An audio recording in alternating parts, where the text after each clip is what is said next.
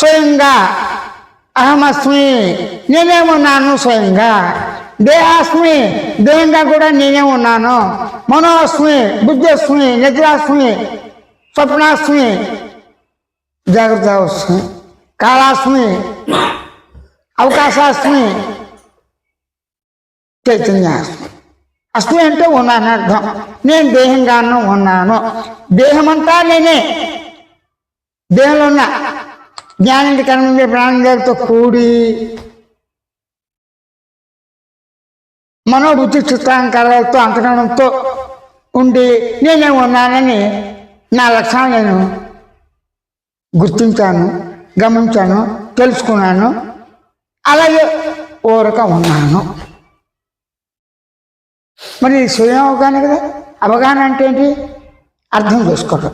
దేన్ని అర్థం చేసుకుంటారు? కన్ను ద్వారా చూసిందానా, అనుభవంలో ఉందానా? కన్ను ద్వారా చూసింది అర్థం చేసుకుంటారు. అంటే కన్ను తను తాను నేను కన్నును ఈ దృశ్యము అని కన్ను గ్రహిస్తుందా? గ్రహించదు. జరిచేసిన పదార్థం. కానీ దానికదే స్వయంగా అప్రయత్నంగా రెప్పబడుతుంది, మూసుకుంటుంది. అప్రయత్నంగా జరిగిపోతుంది, ఆటోమేటిక్గా జరిగిపోతుంది, ఏ కృషి పడలేదు అని అన్నవాడెవరు? నేను. అంటే కన్ను మాట్లాడుతుందా? కన్ను నేను కన్ను అనే శబ్దం చేస్తుందా? కన్ను నేను రెప్పతో ఉన్నాను, కంట్లో నలకలతో ఉన్నాను అనే భావంతో చూస్తుంది. అంటే భావం శబ్దం, శబ్దం భావం రెండు అవిభాజ్యం, అవిభాగం, అవిభక్తం, అపరిచ్ఛిన్నం. అంటే శబ్దం అంటానే, శబ్దం అంటే ధ్వని, శబ్దం అంటే శబ్దం. బయట ఏవో బాజా శబ్దం వస్తుంది సరే ఏంటంటే అంటే అది లేదు రండి అవతల వీధిలో పోతే వాళ్ళు అలాగే సరే. అరే ఏంటి ఆ శబ్దాలు? వాళ్ళ పండుగ కదండి, వినాయకుడిని లాస్ట్ రోజు ఊరేగిస్తున్నారండి అంటే, అయితే మన ఇంటికి కూడా రప్పండి మనకు యథాశక్తిగా ఆ విఘ్నేశ్వరుడు సంభవిస్తుంది. అంటే ఒక బాజాలనే శబ్దం ధ్వని చావు మేళాలకు ఉంది, దీనికి ఉంది. దీపావళి రోజున నరకాసుర రోజు. ఇప్పుడైతే నేటి కాలంలో రాజకీయాలు పుట్టినరోజుకి వీటికి వాటికి అన్నిటికి కూడా బాజాలు పెళ్ళిళ్ళు ఇవన్నీ ఉన్నాయి. మరి ఇవన్నీ వచ్చి మాట్లాడుతున్నాయా?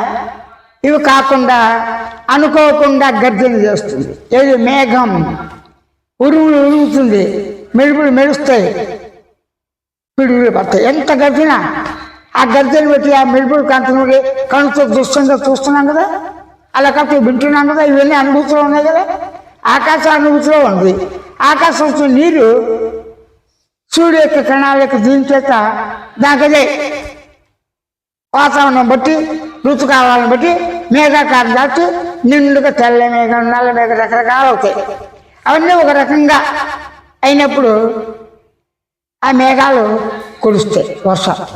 అంటే సముద్రంలో ఉన్న సూర్యులన్నీ కూడా సూర్యకిరణాల చేత ఆవిరయ్యి మంచయ్యి శీతాకాలం ఒక రకంగా, వేసవకాలం ఒక రకంగా, వర్షాకాలం వర్ష రూపంగా గర్జనతో మనం అనుభవిస్తాం. ఇవి ప్రత్యక్ష అనుభవము